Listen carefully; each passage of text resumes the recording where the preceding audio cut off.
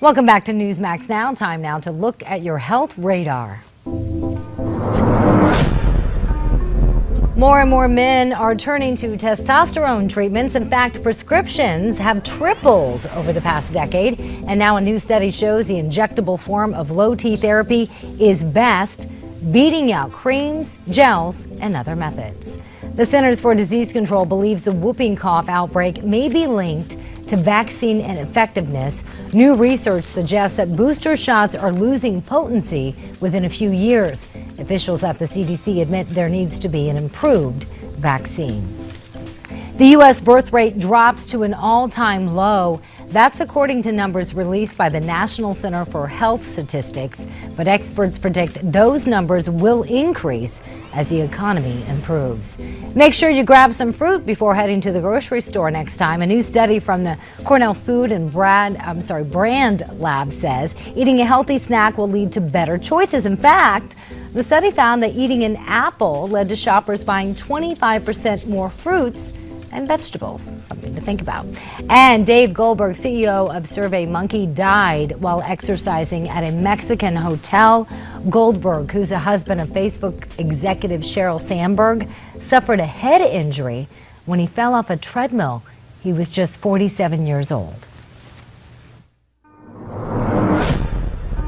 A sad and concerning story there. Very unfortunate there about Dave Goldberg, Miranda. Let's go ahead and bring in Nick Tate, Newsmax's deputy health editor, to talk a little bit more about this. And Nick, as we just heard there, SurveyMonkey's CEO Dave Goldberg died because of a treadmill accident. When he heard about his death, a lot of folks were thinking a heart attack or something like that. But how does this happen, these types of exercise equipment accidents? Well, they're caused by a variety of things. You know, John, I think when most people hear this story, they think what a bizarre sort of a freak accident. But in fact, serious injuries involving exercise equipment are far more common than we might think.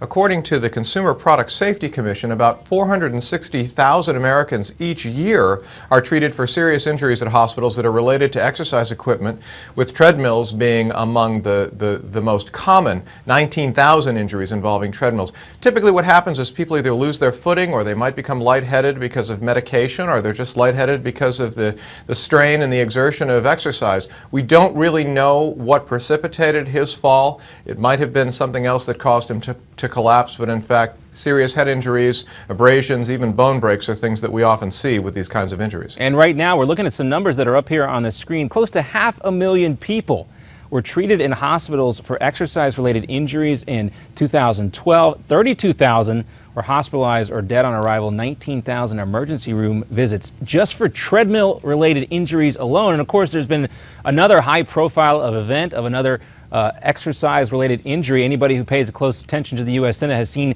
Senator Harry Reid with sunglasses on and that black eye he had shortly after the New Year. What happened with Senator Reid? Well, it's kind of sketchy. He has only revealed a few details, but he was evidently working with a sort of exercise band, as he's described it, in his home, and it managed to throw him into a wall or a mirror. He broke bones in his face and, of course, has had problems with vision in his eye as a result. You know, with Harry Reid, it's a little different situation. He's an older man. We know that seniors, people over the age of 60, 65, tend to have a greater likelihood of falls. Your bones and your muscles, as you age, you lose bone mass, you lose muscle mass, and what sometimes happens is people become unsteady, they become unbalanced, sometimes because of medications they're taking, and so this is why it's an issue. About 1 in 3 seniors has a serious fall in this country every year, and that can lead to disability, and in some cases when you break a hip or have a serious breakage, you can die as a result. The good news is that there are some things you can do to protect yourself and guard against these falls, including